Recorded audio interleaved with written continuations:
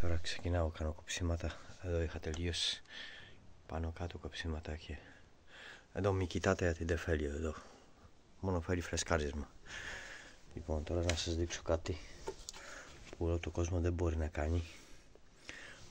Βάζουν εδώ στα Σαββατοπιά ή ταινία ή παίρνουν σουγκαράκι, γιατί βάφουν έτσι και μετά βγαίνει χρώμα έξω. Το πιο καλύτερο είναι πάμε με το πίνελ από μέσα προς τα έξω.